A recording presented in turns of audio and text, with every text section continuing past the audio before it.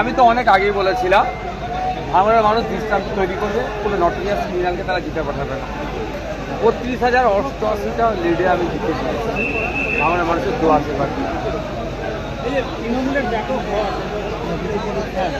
দেখুন ব্যাপারটা হচ্ছে তৃণমূলের কেন পরাজয় হয়েছে, সামান্য একটা স্কুলে তথা মাদ্রাসার ম্যানেজিং কমিটি নির্বাচনে এরা কি করে প্রার্থী দাঁড়াতে দেয়নি বা সেখানে ছাপ্পা মারে।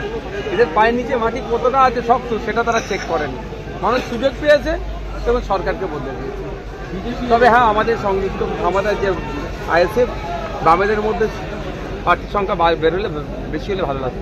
ডবল ডিজিটের কথা বলেছিলেন, আমরা সেই জায়গায় পৌঁছাতে পারিনি, অনেক আশা নিয়ে লড়াইয়ে নেমেছিলাম, মানুষ যতটা চেয়েছিলাম সেই অর্থটা গ্রহণ করে। জয়ের পর ভাঙড়ের বিস্তীর্ণ এলাকা জুড়ে তৃণমূল কর্মীদের বাড়িঘর ভাঙচুর লুটপাট হচ্ছে, আমার কাছে এখনো পর্যন্ত ফোন নাই। যদি এরকম ঘটনা ঘটে থাকে আইএসএফে আমি এখনই ভাঙড়ে যাচ্ছি, কোনো ধরনের এই ধরনের অরাজকতা করতে দেবো না। ভাঙড়ের সাধারণ মানুষের কাছে আমার আবেদন যে হিংসা আমরা জড়াবো না। গতকালকেও আমাদের যখন কর্মীদের নিয়ে মিটিং ছিল তখন একটা কথাই বলেছিলাম, ভাঙড়ে আমরা শান্তি প্রতিষ্ঠা করতে কোনোভাবে অন্যায়কে আমরা প্রশ্রয় দেবো না, শান্তি শৃঙ্খলার সাথে ভাঙড়ের মানুষ। বারবার বলেছিলেন সাম্প্রদায়িক শক্তির বিরুদ্ধে আপনার লড়াই চলবে, বিজেপির বিরুদ্ধে আপনার লড়াই চলবে, কি বলবেন?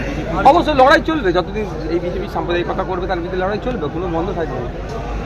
আপনার জয় কি মনে হচ্ছে? সরকার মোল্লাকে যেভাবে দায়িত্ব দেওয়া হয়েছিল, দেখুন সরকার সাহেব ভাঙড়ে এসে ভাঙড়ের মানুষকে খুন করেছে, এর থেকে বেশি কিছু করেনি। ভাঙড়ের মানুষ জবাব দিয়েছে। মমতা বন্দ্যোপাধ্যায় অভিষেক বন্দ্যোপাধ্যায়ের উদ্দেশ্যে কি বলবেন?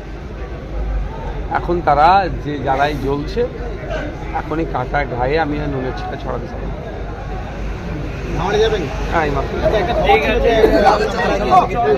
হ্যাঁ আমি সেখানেও যাবো।